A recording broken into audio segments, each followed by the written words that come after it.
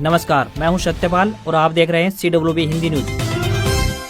शक संवत 1948 विक्रम संवत 2083 आज श्रावण मास के शुक्ल पक्ष की चतुर्थी तिथि और दिन रविवार है। तदनुसार अंग्रेजी तारीख 16 अगस्त सन 2026। आज अटल बिहारी वाजपेयी की पुण्यतिथि है। भारत के पूर्व प्रधानमंत्री और भारत रत्न अटल बिहारी वाजपेयी का निधन 16 अगस्त साल 2018 को हुआ था, इसलिए इस दिन देश उन्हें श्रद्धांजलि अर्पित करता है। सबसे पहले आज की सुर्खियां।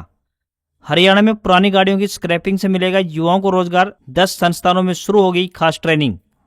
हरियाणा के इन 5 जिलों में अमृत फार्मेसी हुई शुरू, MRP पर 50% तक मिलेंगी डिस्काउंट। 21 साल के लंबे इंतजार के बाद गेस्ट टीचर्स को राहत की उम्मीद, नियमितीकरण पर हाईकोर्ट का आया बड़ा आदेश। भारतीय कार ड्राइवरों के लिए UAE में मुफ्त ड्राइविंग लाइसेंस बनवाने का शानदार मौका, बताएंगे पूरी अपडेट। सरसों का तेल 220 रुपये प्रति लीटर के पार पहुंचा तो मूंगफली और पाम ऑयल की कीमतों में भी लगी आग, बताएंगे सरसों का ताजा भाव। हरियाणा के ट्रांसफर पॉलिसी पर हाईकोर्ट में सवाल, कपल केस के 10 अंकों पर विवाद, सरकार को नोटिस देकर मांगा जवाब। राव इंद्रजीत के समर्थन में उतरे कुलदीप बिश्नोई, बोले उन्हें नजरअंदाज नहीं करना चाहिए। केंद्रीय मंत्री ने कहा था मुझे प्रोग्राम में नहीं बुलाया। हरियाणा में SIR के सत्यापन के लिए 19,35,000 लोगों को नोटिस जारी हुआ। मतदाता इस तारीख से पहले रखें अपना पक्ष। 23 अक्टूबर से सूरजकुंड दीपावली मेले का किया जाएगा आयोजन। 250 स्टॉल पर देखेंगी देश भर की कला, हरियाणवी कलाकार भी बिखेरेंगे अपना रंग।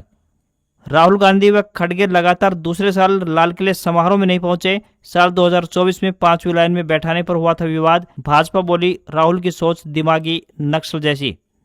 मनीषा ने मर्डर नहीं बल्कि सुसाइड किया, CBI की रिपोर्ट से असंतुष्ट परिवार व पिता का गंभीर आरोप, सच दबाने के लिए की गई लीपापोती। हरियाणा सरकार का सख्त कदम, नशे की लत का लक्षण दिखते ही 72 घंटे के भीतर मिलेगा सरकारी इलाज व पुनर्वास। दक्षिण हरियाणा के नारनौल में ढोसी पर्वत पर बन रहा रोपवे, 57 करोड़ रुपए लागत, 30% काम पूरा हुआ, इसी साल शुरू होने की है उम्मीद। हादसे पुलिस व किसानों में टकराव हुआ, 13 नामजद समेत 200 पर FIR की गई। CM का ध्वजारोहण रोकने जा रहे थे किसान। स्वतंत्रता दिवस पर जश्न, अंबाला में भारी बारिश के बीच कैबिनेट मंत्री अनिल विज ने फहराया तिरंगा, शहीदों को किया नमन। आम जनता को बड़ा तोहफा, इंडिपेंडेंस डे पर हरियाणा के 23 जिलों में शुरू हुई मुफ्त एम्बुलेंस सेवा। IBPS PO prelims admit card 2026 IBPS.in पर जारी हुए। परीक्षा 22 व 23 अगस्त को 4 शिफ्टों में होगी। और अब खबरें विस्तार से।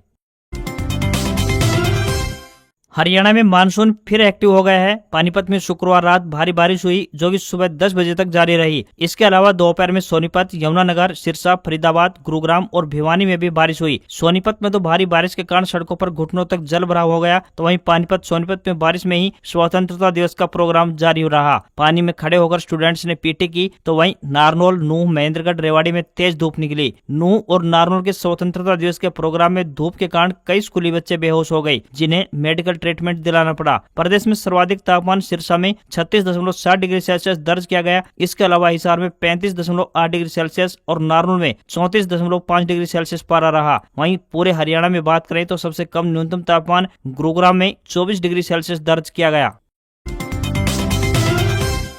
प्रधानमंत्री नरेंद्र मोदी ने 13वीं बार लाल किले पर तिरंगा फहराया। हर बार स्वतंत्रता दिवस पर PM मोदी का पहनावा, खास तौर पर उनकी पगड़ी सुर्खियों में रहती है। इस बार उन्होंने पीले और सफेद मांदनी पैटर्न वाली चमकीली गहरे लाल रंग की राजस्थानी पगड़ी पहनी थी। PM नरेंद्र मोदी ने 15 अगस्त को लाल किले से 75 मिनट का भाषण दिया। इस दौरान उन्होंने सबसे अधिक यानी 111 बार भारत कहा, जबकि दुनिया का 62 बार जिक्र किया। प्रधानमंत्री ने युवा, नौजवान, युवा शक्ति और साथियों जैसे शब्दों को जरिए कुल मिलाकर युवाओं को 52 बार संबोधित किया। मेरे प्यारे देशवासियों 40 बार कहा तो साथियों 10 बार बोला। मेरे प्यारे युवाओं, देश सेवक और भाई बहनों का इस्तेमाल भी एक बार किया। भाषण में नक्सल से जुड़े शब्दों का कुल मिलाकर 15 बार, गरीबी और गरीब से जुड़े शब्दों का 7 बार, लाल किला का 11 बार और डिजिटल का 10 बार इस्तेमाल किया। PM मोदी ने इस साल लाल किले से लगातार 13वीं बार देश को संबोधित किया है। अब लाल किले से लगातार सबसे अधिक स्वतंत्रता दिवस भाषण देने के मामले में पंडित जवाहरलाल नेहरू 17 भाषणों के साथ पहले नंबर पर रहे हैं। 80वें स्वतंत्रता दिवस के मौके पर PM मोदी ने कहा, हथियारी नक्सल तो चले गए लेकिन दिमागी नक्सल मौके की तलाश में है। समाज को गलत राह पर ले जाने के लिए तरह तरह के काम कर रहे हैं। ऐसे लोग हिंसा, अराजकता के रास्ते खोज रहे हैं। इन दिमागी नक्सलियों को पहचानना होगा और इन्हें आइसोलेट करना होगा और विकसित राष्ट्र बनाने की और देश की युवा पीढ़ी को जोड़ना होगा।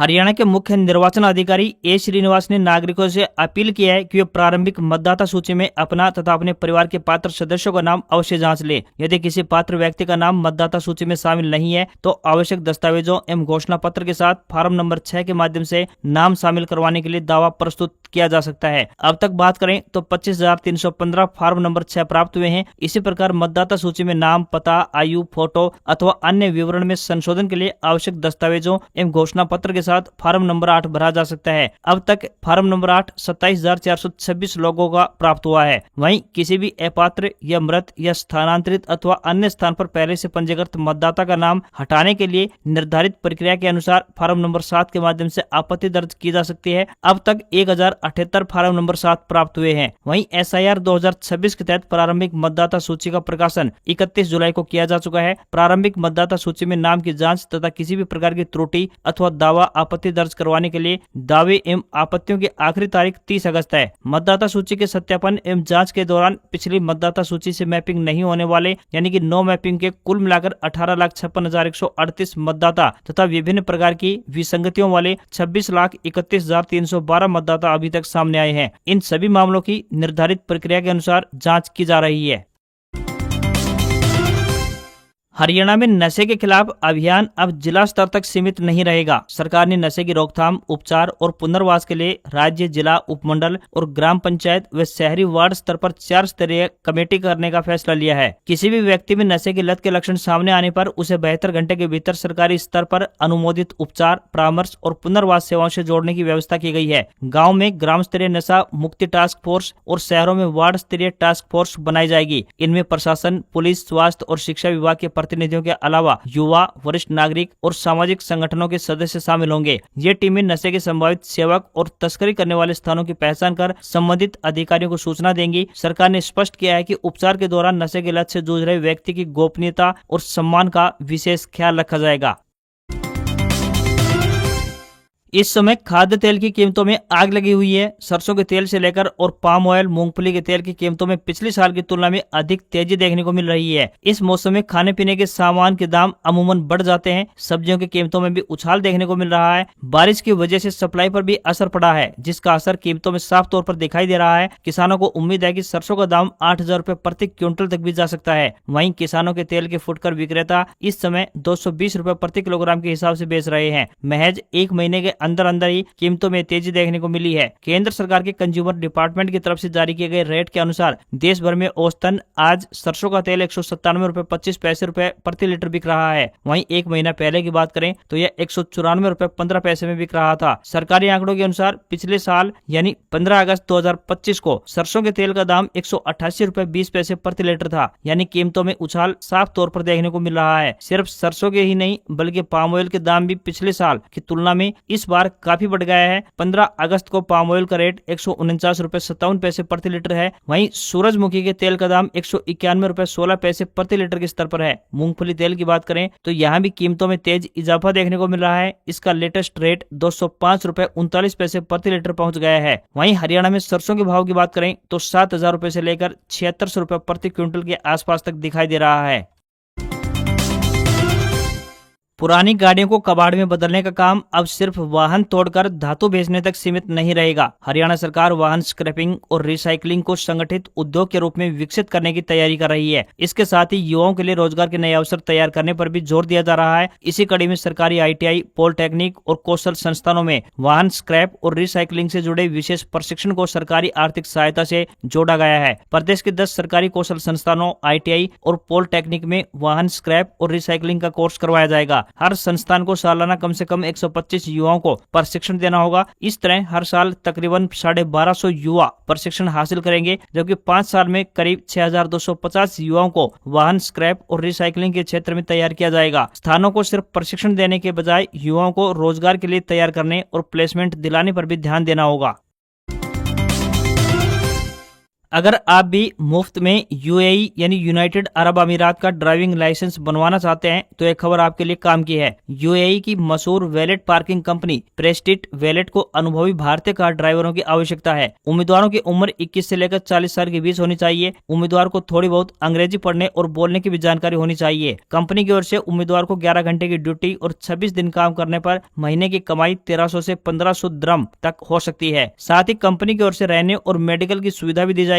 खास बात यह है कि अगर उम्मीदवार इसी कंपनी में लगातार 2 साल तक काम करता है तो यूएई ड्राइविंग लाइसेंस बनवाने का किसी भी तरह का चार्ज उनसे नहीं लिया जाएगा। अधिक जानकारी और इंटरव्यू के लिए रजिस्ट्रेशन करवाने के लिए भारत सरकार से मान्यता प्राप्त एजेंसी सरमण ओवरसीज के 243 मोनिका टावर, मिलाप चौक, जालंधर स्थित कार्यालय में संपर्क किया जा सकता है।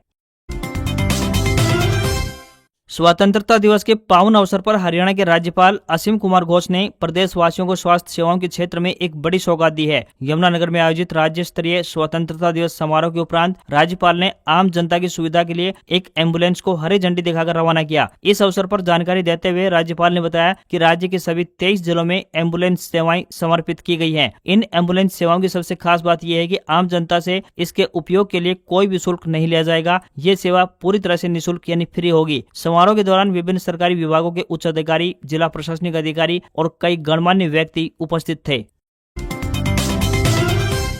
हरियाणा में स्वतंत्रता दिवस के अवसर पर राज्य के जिला नागरिक अस्पतालों में 5 नई अमृत फार्मेसियों की शुरुआत की गई है। इन फार्मेसियों के माध्यम से लोगों को गुणवत्तापूर्ण दवाएं काफी कम कीमत पर उपलब्ध होंगी। स्वास्थ्य एवं परिवार कल्याण विभाग के अतिरिक्त मुख्य सचिव डॉक्टर सुमिता मिश्रा ने बताया कि स्वतंत्रता दिवस से फतेहाबाद, हांसी, सिरसा, चरखी दादरी और हिसार में 5 अमृत फार्मेसियां कार्य शुरू कर देंगी। ये पहल मुख्यमंत्री नायब सिंह सैनी के हर जिले में अमृत फार्मेसी स्थापित करने के विजन को जमीनी स्तर पर लागू करने की दिशा में महत्वपूर्ण शुरुआत की गई है। इसका उद्देश्य लोगों को अपने घर के नजदीक गुणवत्तापूर्ण दवाएं उपलब्ध करवाना है ताकि उन्हें दवाओं के लिए बड़े शहरों में जाने या फिर महंगे दवा केंद्रों पर निर्भर रहने की आवश्यकता न पड़े। इस पहल का उद्देश्य दवाओं, इम्प्लांट और सर्जिकल कंज्यूमेबल्स पर एमआरपी में 50% तक की छूट देकर मरीजों के उपचार पर होने वाले खर्च को कम करना है।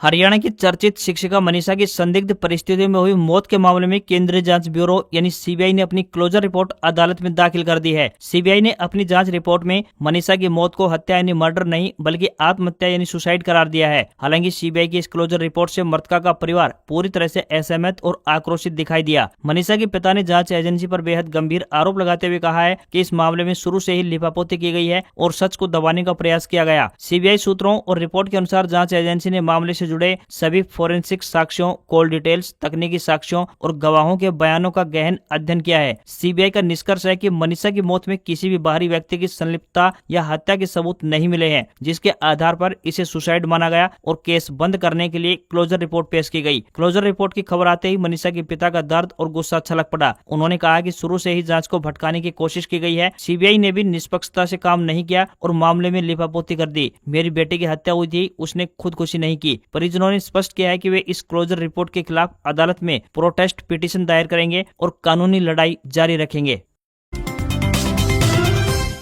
केंद्रीय राज्य मंत्री राव इंद्रजीत सिंह के समर्थन में भाजपा नेता कुलदीप बिश्नोई आ गए हैं। उन्होंने सोशल मीडिया प्लेटफॉर्म एक्स पर पोस्ट कर लिखा कि संगठन में नई पीढ़ी और नए चेहरों को आगे बढ़ाना जरूरी है। साथ ही दूसरी व तीसरी पंक्ति के नेताओं को तैयार किया जाना चाहिए। हालांकि इसका मतलब ये नहीं है कि वरिष्ठ नेताओं की अहमियत कम की जाए या उन्हें नजरअंदाज महसूस करवाया जाए। एक दिन पहले गुरुग्राम में भाजपा के राष्ट्रीय अध्यक्ष नितिन नवीन के सामने राव इंद्रजीत सिंह ने कहा था कि उन्हें विभाजन विभीषिका का स्मृति दिवस कार्यक्रम का निमंत्रण नहीं दिया गया। भाषण देने वालों में भी उसका नाम शामिल नहीं था। उन्होंने ये भी सवाल किया था कि इसके बावजूद उनका यहाँ आना ठीक है क्या। कुलदीप बिश्नोई ने कहा कि राव इंद्रजीत सिंह देश और हरियाणा की राजनीति के बेहद वरिष्ठ, अनुभवी और सम्मानित नेता हैं। हरियाणा में भाजपा सरकार बनाने, पार्टी के विस्तार और संगठन को मजबूत करने में उनका महत्वपूर्ण योगदान रहा है। उन्होंने कहा कि संगठन में नई पीढ़ी और नए चेहरों को आगे बढ़ाना जरूरी है, लेकिन इसका मतलब वरिष्ठ नेताओं को राजनीतिक कद कम करना या उन्हें उपेक्षित महसूस करवाना ठीक नहीं है। वरिष्ठ नेताओं का दशकों का राजनीतिक अनुभव पार्टी की अनमोल संपत्ति होती है। पार्टी को उनके अनुभव और जनाधार का पूरा लाभ उठाना चाहिए। उन्होंने कहा कि वरिष्ठ नेताओं की अनदेखी या उनके सम्मान को लेकर गलत संदेश देना संगठन को मजबूत करने के बजाय कमजोर करता है।